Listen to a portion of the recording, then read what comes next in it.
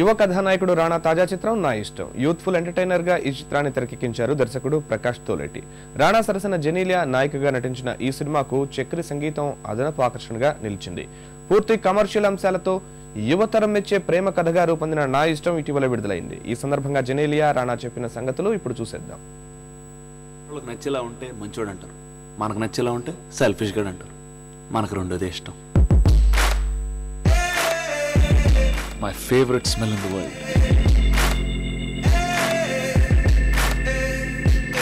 ఇవి చేతిలో ఉన్నాడు ఎవడన్నది కదరా. ఎవరి ఇష్టం ఉంది ఇక్కడ? జెనీలియా ఇష్టమా మీ ఇష్టమా? ఆ టైటిల్ వచ్చి నా ఇష్టం కదండి. యాక్చువల్లీ గణేష్ అనే నా క్యారెక్టర్ ఇష్టం. ఎందుకంటే ఇది ఒక స్వార్థపరుడి ప్రేమ కదా. అండ్ స్వార్థం అని చెప్పడానికి నా ఇష్టం అనే వర్డ్ ప్రతి దాంట్లో వాడతాం. అండ్ యాక్చువల్లీ టైటిల్ ఎక్కడి నుంచి వచ్చిందంటే నేను ప్రకాష్ గారు ఒక 30-40 ఆప్షన్ తీసుకొచ్చాను టైటిల్ ఏంటి అన్న సమయంలో. అప్పుడు షూటింగ్ మొదలు పెట్టలేదు. అండ్ అప్పుడే రాము గారి పుస్తకం ఒకటి వచ్చింది, నా ఇష్టం అనే ఒక పుస్తకం. లింక్ ఉందండి. ఎందుకంటే ఆ రోజు నా ఇష్టం అనే టైటిల్ ఆయన రాశారంటే, రాసినప్పుడు పక్కన రాము గారి పుస్తకం ఉండింది మా లైబ్రరీలో. ఆ ఫస్ట్ పేజ్ తిప్పినప్పుడు ప్రకాష్ మామూలుగా ముందు మాట అని రాసి ఉంటుంది, వెనక మాట అని రాసి ఉంటుంది. దాని తర్వాత ఆ పేజ్ కింద చదివితే నా ఇష్టం ఇది నాకే అంకితం అని.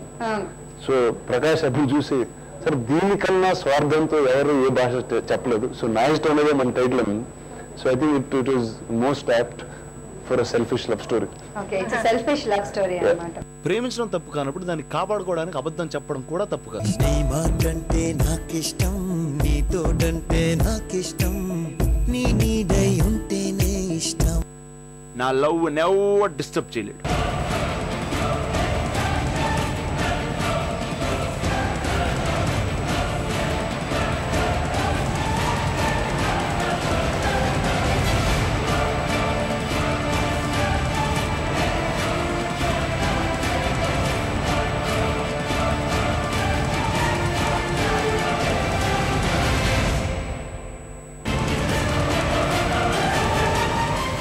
నార్మల్ గా జెనీలియా అనగానే కొంచెం ఎనర్జీ, చాలా హై ఎనర్జీ ఎక్స్పెక్ట్ చేస్తాం మేము.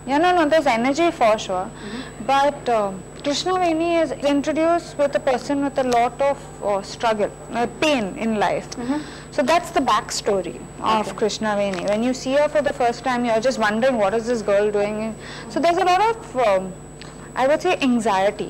There's a lot of she has to do, but at times you just know that she has a mission. She is selfless. Where Rana's character is, his is a selfish, mine is a selfless.